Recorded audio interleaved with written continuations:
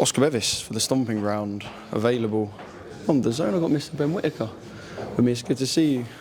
Good Brother, to see how's you, bro. things? Yeah, all good, not too bad. 5 weeks here. Just looking forward to get the fight done now. Yeah, we've got a media lunch laid on by Matchroom. That's how you know if they rate a fighter. Right, they don't just go, right, we'll book a hotel room out, you can all walk in one by one. They go, we'll put some food on. Maybe they're trying to impress, I don't know. Yeah, a little bougie, man, a little bougie. It's a nice experience, like I said, they're laying it all out, which is nice, of course. But at the end of the day, I've got to just do my part, which is win and perform while doing it. So for me, it's focus on that. My team's eating the food. I've got my little Tupperware box, so that's what it's got to be done. I was going to say, it's quite harsh, I feel like, because in a minute, I don't know what we're going to get, but if someone comes out with pizzas, Wagyu beef burgers, and you're sitting there with a small bottle of water and some chicken and rice from a Tupperware box, I feel like it's a little bit unfair, but that's where discipline it's the life comes of a in. fighter, isn't That's it. You can reap the rewards after, I suppose. So for me, it's to stay disciplined now. I've come this far with the discipline, so just let it go to, as soon as I weighed in, I can think about the food after. Yeah. How was the response? Obviously, we spoke at the launch press conference. Again, big high up tower in London. Kind of put on an event to impress, to mark the occasion. How was the response from the fans and the media about your signing with Matchroom? Yeah, it was good. Come out the blue for some people, and some people kind of knew it would happen. But the response was good, especially the show me the money thing we did. That was funny. The little anime movie thing they made was sick as well.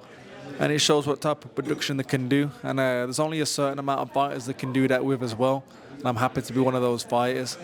And I think it's a good little team we've got right now. Good link up. But for me, the ball only keeps going if you keep winning. So that's what I focus on.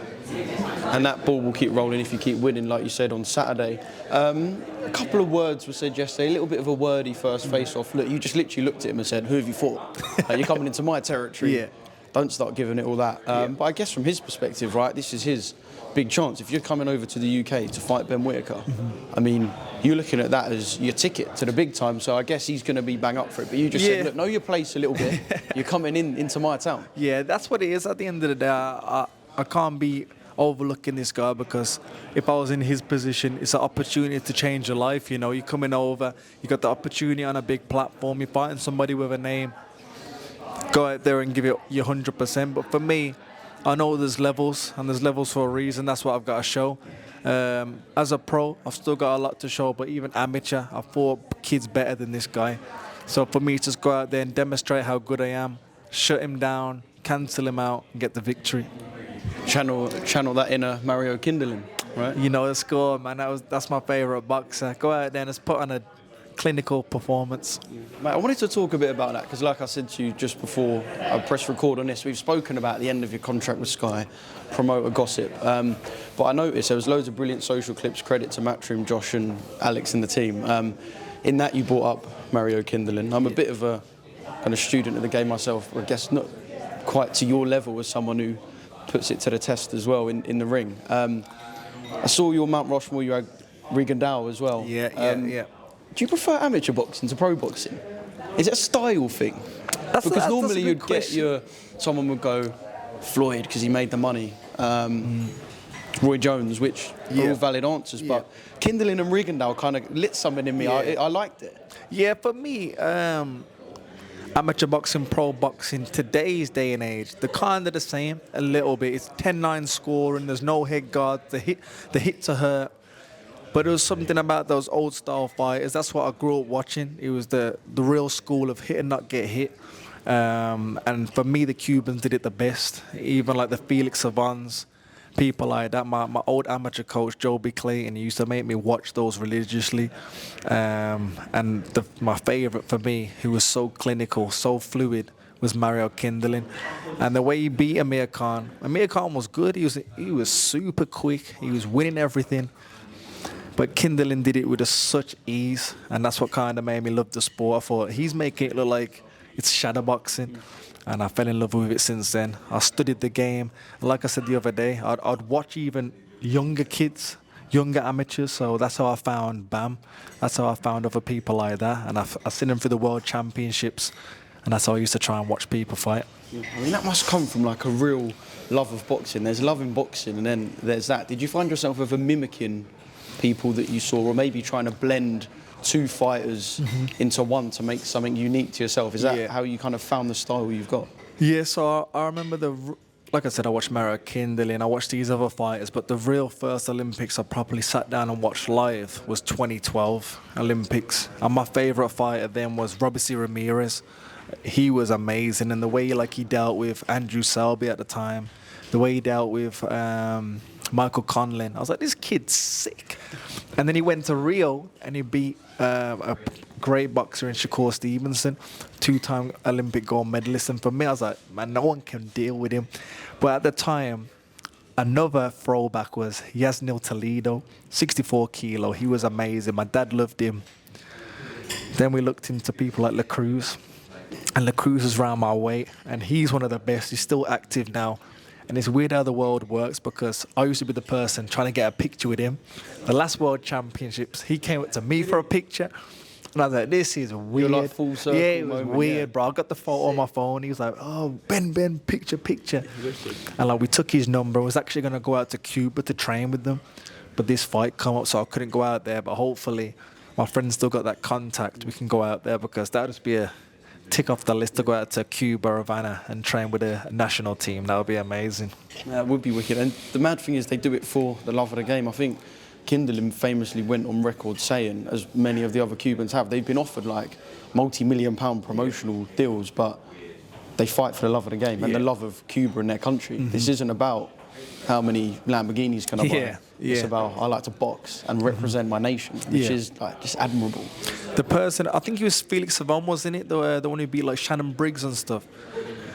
The money he could have made, because everybody was trying to poach him. And like you said, he took his gold medals and went back to his humble life in Cuba. And you got to respect it, but it is a shame as well, because it's such a tough sport. You want to be able to look after your family, but you got to respect the choices of the boxers.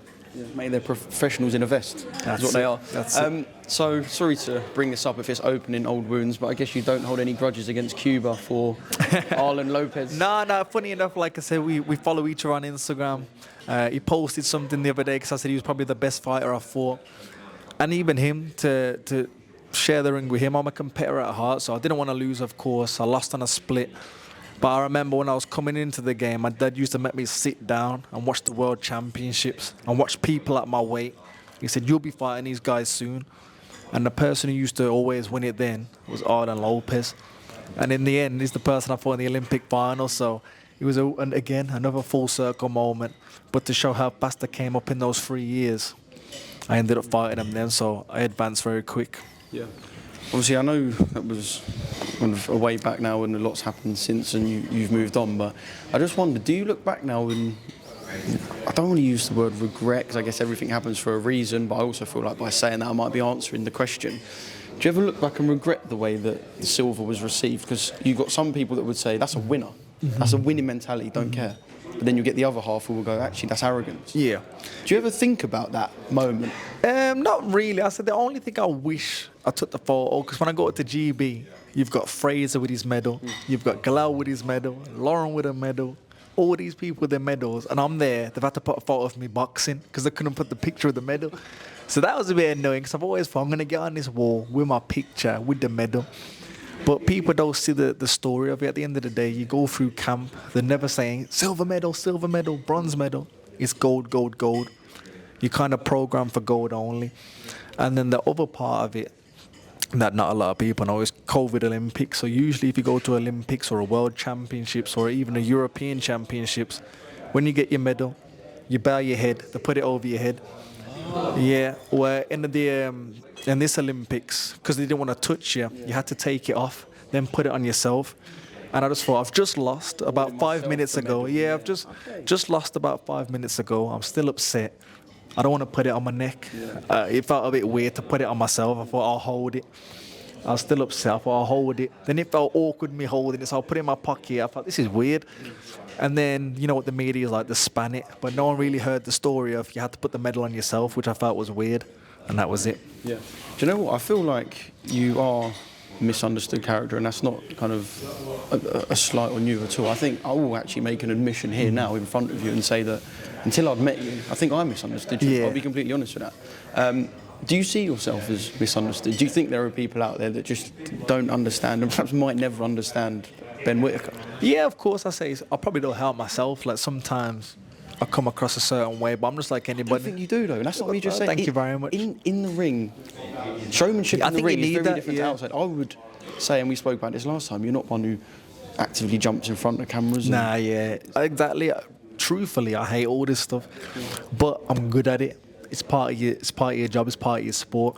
And the one thing that I do like is I have met people in like ASDA. I gave them my time, spoke to them. And they're like, oh, you know what we thought you was. I said, what did you think I was? Oh, I thought you was this and that. And it is a shame because I've been brought up right. But at the end of the day, people's split personality about me is what sells well. It's what makes me different to others. It's what's got me the million of followers. So it helps as well. It works. Ben, Bro, appreciate your time. thank you very much. I guess a final little nudge to those watching about what they're going to see on Saturday live on DAZN, the Matchroom debut, the one that we've been waiting for. You'll see another victorious performance, another clinical performance, disciplined performance with a showboating in there, of course. But yeah, just tune in. You're going to see something special. It's my Matchroom debut. I'm looking forward to it.